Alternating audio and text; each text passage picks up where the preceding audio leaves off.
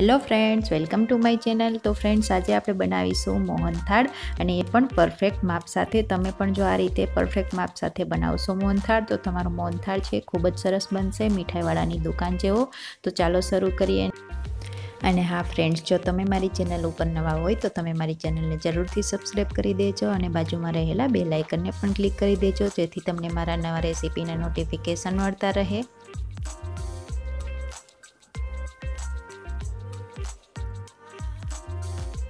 તો મોહનથાળ બનાવવા માટે મેં અહીંયા 1 કપ ઘી લીધેલું છે, અને એ જ કપના માપ સાથે 2 કપ ચણાનો ઝીણો લોટ અને 1 કપ ખાંડ લીધેલી છે, અને સાથે જ મેં થોડા ઇલાયચીના દાણાને વાટીને લઈ લીધા છે, અને થોડું 3 થી 4 ટેબલ સ્પૂન જેટલું ગરમ દૂધ લીધેલું છે, અને એ દૂધની અંદર આપણે હવે 2 ટેબલ સ્પૂન જેટલું ઘી એડ કરી દઈશું. હવે બંને વસ્તુઓને મિક્સ કરી દેવાની છે. આ મિશ્રણથી આપણે લોટને ધાબો આપવાનો છે, તો મિશ્રણને આપણે થોડું થોડું એડ કરતા જઈશું લોટની અંદર.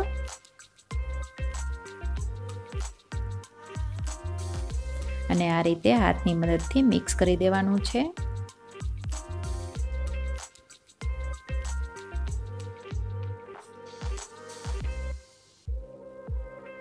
આ રીતે થોડું થોડું એડ કરતા જઈ અને મિક્સ કરતા જવાનું છે.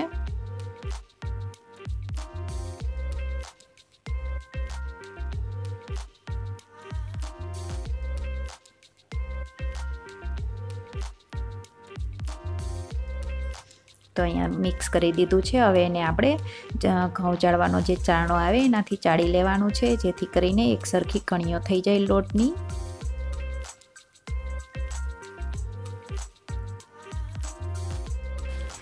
આ રીતે લોટમાં ધાબો આપીને ચાળવાથી લોટની એક સરખી કણીઓ થઈ જશે, અને આપણો મોહનથાળ છે એકદમ દાણેદાર થશે. તો આ સ્ટેપ કરવું ખૂબ જ જરૂરી છે. તો આ રીતે બાકીનો લોટ પણ આપણે ચાળી લઈશું.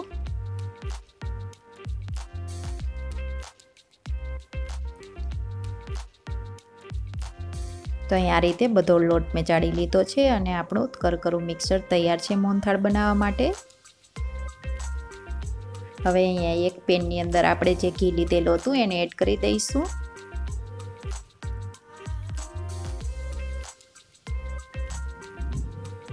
હવે ઘી થોડું આ રીતે ગરમ થઈ જાય એટલે એની અંદર આપણે જે મિક્સર તૈયાર કર્યું છે ચણાના લોટનું, એને એડ કરી દેવાનું છે.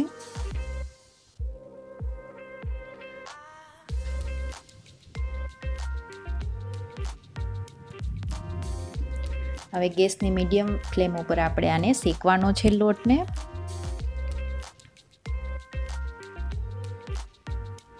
આ રીતે કન્ટિન્યુઅસલી ચલાવતા જઈએ અને લોટને આપણે શેકી લેવાનો છે. એકદમ બ્રાઉન કલરનો થાય ત્યાં સુધી શેકીશું આપણે લોટને.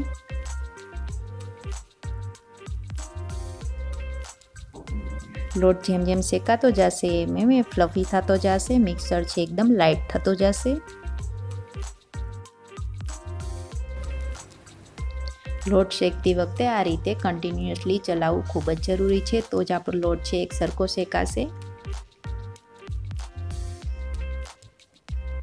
તો તમે જોઈ શકો છો મિક્સર છે એકદમ ફ્લફી થઈ ગયું છે.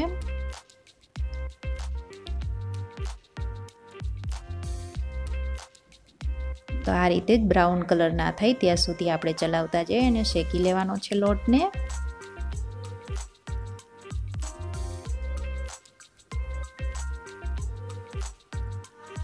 તમે જોઈ શકો છો લોટનો કલર થોડો ચેન્જ થઈ ગયો છે, અને હવે આપણો લોટ સરસ રીતે શેકાઈ ગયો છે. તો પરફેક્ટ છે હવે આપણો લોટ શેકાઈને. તો હવે અહીંયા આપણે ગેસની ફ્લેમને ઓફ કરી દઈશું.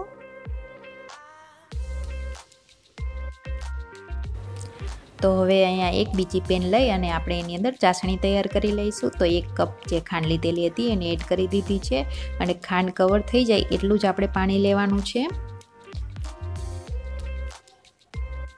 હવે ગેસની ફ્લેમને ઓન કરી અને આપણે ખાંડ ઓગળી જાય ત્યાં સુધી ચલાવતા રહીશું.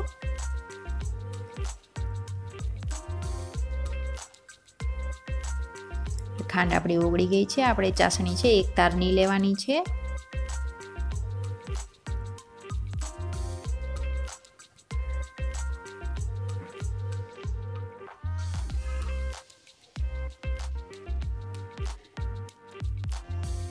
તો હવે ચાસણી આપણી એકતારની થઈ છે કે નહીં એ જોવા માટે આપણે એક વાટકાની અંદર આપણે થોડી એડ કરી દઈશું.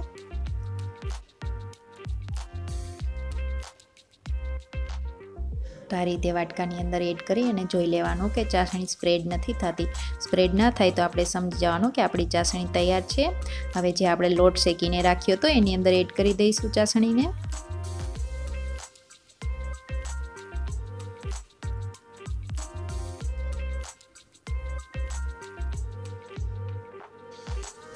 હવે બંને વસ્તુઓ સરખી રીતે મિક્સ થાય ત્યાં સુધી આપણે એને ચલાવી લઈશું 2 થી 3 મિનિટ.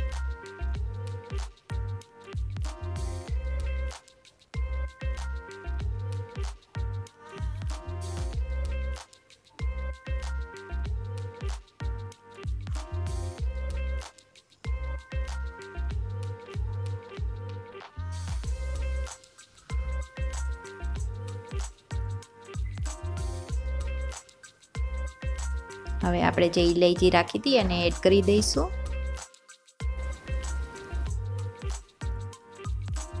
તો હવે આપણું મિક્સર છે એકદમ ઠંડુ પણ થઈ ગયું છે. તો આપણે એને એક પ્લેટની અંદર ઘીથી ગ્રીસ કરી અને એડ કરી દઈશું.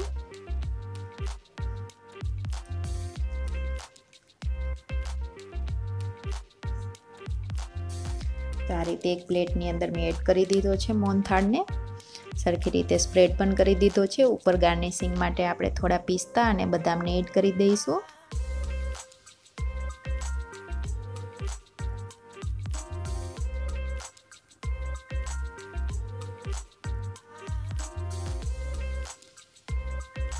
હવે આને આપણે કટ પણ લગાવી દઈશું.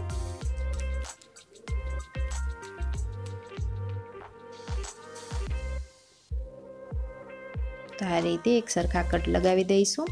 તો ફ્રેન્ડ્સ આપણો તૈયાર છે મોહનથાળ. તમે જોઈ શકો છો પરફેક્ટ માપ સાથે બનાવ્યો છે. ખૂબ જ ટેસ્ટી પણ બન્યો છે અને એકદમ કલર પણ સરસ આવ્યો છે. તો ફ્રેન્ડ્સ જો તમને મારી આ રેસીપી સારી લાગી હોય તો વિડીયોને લાઇક કરજો, શેર કરજો અને ચેનલને સબસ્ક્રાઈબ કરવાનું ના ભૂલતા. Thank you. Bye bye.